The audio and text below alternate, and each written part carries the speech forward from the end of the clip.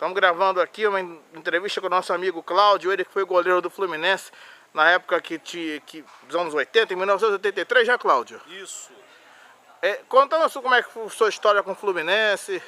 Cheguei no Fluminense para montar o time que acabou virando a segunda máquina, né? O time que foi campeão de 1983.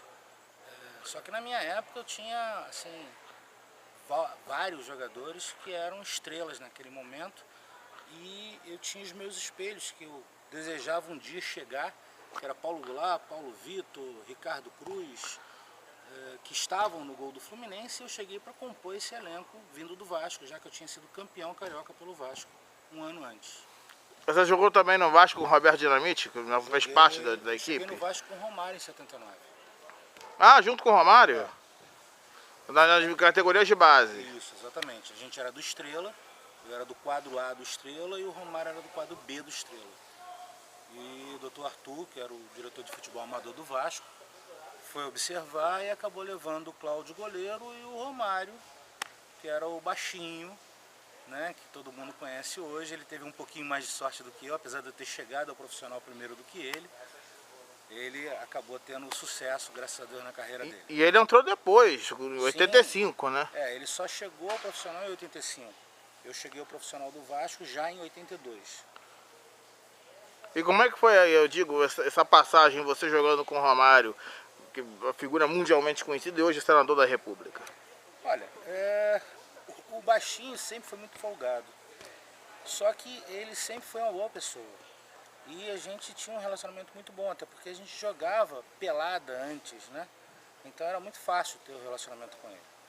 Acontece que eu tive um acesso primeiro que ele, e depois eu acabei casando cedo, e aí a gente não tem a mesma frequência de rua como ele teve, e aí ele acabou virando o Romário para um lado e o Cláudio para o outro. Mas eu consegui meus títulozinhos, graças a Deus, tá tudo marcado lá. Você também jogou no Palmeiras? Isso, final de 82 eu fui pro Palmeiras, a gente tinha uma parceria com o Palmeiras, e aí eu fui lá e fiquei quase 4 meses no Palmeiras quando eu retornei pro Vasco. Já tinha sido convocado 4 vezes para a seleção brasileira, juvenil, em 2 delas o meu reserva era o Tafarel. Oh, que honra, Tafarel também do Tetra? O nome dele é Cláudio também, né? Ou seja, era a sina de um Cláudio ser campeão do mundo. Podia ter sido eu ou foi ele. Não, sim. E como é que você vê o futebol daquela época que você jogava com o futebol hoje cheio de publicidade? É um olhar diferente? Olha, na realidade você tem que levar em consideração que hoje em dia o marketing é muito grande. Naquela época a gente jogava porque gostava do futebol, né? Eu joguei no Vasco, eu fui convidado a jogar no Vasco, mas sempre fui fluminense. O pessoal do Vasco sabia que eu era fluminense e o pessoal do Fluminense sabia que eu jogava no Vasco. Saía do jogo e ia direto para a arquibancada para torcer pelo meu time. Hoje, o jogador sai de campo, às vezes até antes do final da partida, e não segue nem com seus companheiros embora. E a gente ficava, então a gente tinha amor ao clube. Os jogadores jogavam anos pelo seu time. Ou se não eram pelo seu próprio time, time de coração, mas o time que revelou, eles ficavam. Hoje em dia, quem dá mais leva. Você acha que também a entrada do empresário também acaba mudando assim, o jeito do olhar do futebol também? Na realidade, isso também veio ajudar o profissional. Porque, infelizmente, o pessoal daquela época não tinha essa visão de futuro. E aí o dinheiro entrava, o dinheiro saía. O dinheiro entrava, o dinheiro saía. Hoje em dia, com todo esse suporte que os jogadores chegam, né?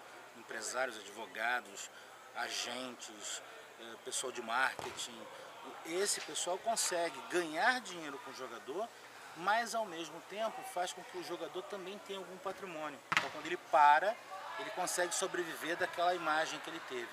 Infelizmente o pessoal da minha época ainda sofre um pouco, sofre muito com isso, não sofre um pouco, não, sofre muito. Entendo. E como é que você vê assim, eu digo, até alguns jornalistas, incluindo até o nosso trabalho de resgatar a época de ouro do futebol, como é que você vê essa iniciativa? Isso é muito bom, né?